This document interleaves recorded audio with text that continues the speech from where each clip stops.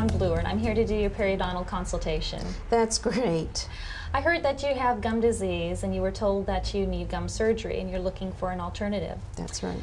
I know you've probably been told about what gum disease is, but if you don't mind, I'd like to review that with you so I can talk about your periodontal treatment options and especially why people are choosing laser periodontal therapy as their periodontal treatment of choice. Okay. Let's take a look at this picture chart. This is a picture of what a healthy tooth looks like. This is what you see when you look in your mouth. That's the tooth. This is the root. This is the bone, and the gum lays over the bone and attaches to the tooth just above the bone level. Between the gum and the tooth is a pocket or a space. We measure that using a ruler. We call it a probe, which is in 3 millimeter increments. We measure between where the gum attaches to the tooth and the top of the gum. In a healthy situation, those pockets are very shallow. Really, we'd like to see them at 3 millimeters or less. In this picture, we have a healthy 2 millimeter pocket. What happens is the bacteria that's naturally in our mouth sticks to the teeth and lives off of the food that we eat, producing this white filmy stuff. That's called plaque. Plaque is soft, we can brush it and floss it away, but we're only human and we're going to miss some of it.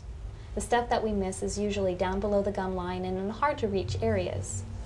What happens is the bacteria that live inside of the plaque irritate the gums and the gums get a little bit puffy or inflamed, and what we have is some surface inflammation.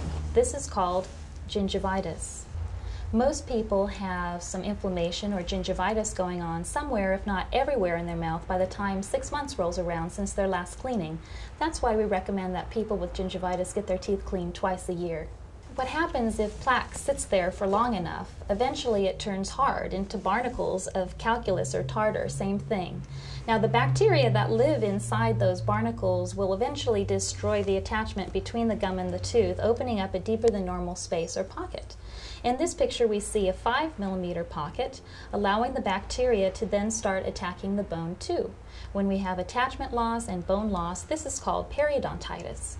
This is no longer a surface problem, it's a problem going on down below the gum line, deep below the surface. And so a regular surface cleaning really doesn't do the trick. It's just the tip of the iceberg. Now the problem with deep pockets is they're harder to keep clean than the shallow pockets are. In this picture we have a 6 millimeter pocket and more bone loss. Now the issue here is if we have a 6 millimeter pocket and the gum started up here, and we have 2 millimeters of damage at the surface, we really have about 8 millimeters of attachment loss. The reason why the gums recede is that this very inflamed tissue is easily damaged when you chew and brush your teeth. In this picture, we have an 8 millimeter pocket, a lot of bone loss, and a whole lot of recession here.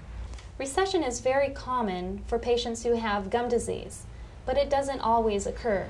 The big concern with periodontitis is as the pocket gets deeper and you lose more bone around the tooth can actually become loose and you can lose a tooth or teeth as a result of the disease. Let's take a look at this picture while we're talking about some of your treatment options for periodontal disease. Basically, we have 3. Conventional periodontal treatment includes scaling and root planing, otherwise known as deep cleaning, osteosurgery, otherwise known as gum surgery, and laser periodontal therapy, otherwise known as LANAP, or laser-assisted new attachment procedure, the first and only university-researched and FDA-approved laser periodontal treatment, requiring a specific laser and patented protocol to achieve it. Okay. Let's start with scaling and root planing. Basically, with scaling and root planing, it is a deep, aggressive cleaning. You're numb during the procedure so that we can get down to the bottom of the pocket and do a real thorough job cleaning the tooth. Now, the problem is that we have very limited access to get down to the bottom of the pocket, and we can't see down there, so we're basically working by braille. So we're likely going to miss some of the calculus, especially in the deeper pockets. Even in conjunction with the use of medication, we don't expect to see a strong fibrous reconnection or any bone improvement. If after scaling and root planing a deep pocket persists, the next conventional treatment option is to do gum surgery. Basically, if we still have a 6 millimeter pocket and we cut the gum here and take this piece away, we've left about a 2 millimeter pocket behind. The goal of gum surgery is to create shallow pockets with the hope that we can slow the progression of the disease process. Basically, it's the intentional reduction of the height of the gum, which doesn't look pretty and leaves the root sensitive to temperature and more prone to getting cavities. The problem with periodontitis is that most people don't find the treatment options appealing. And unfortunately, there is no cure. Even the laser isn't a magic wand.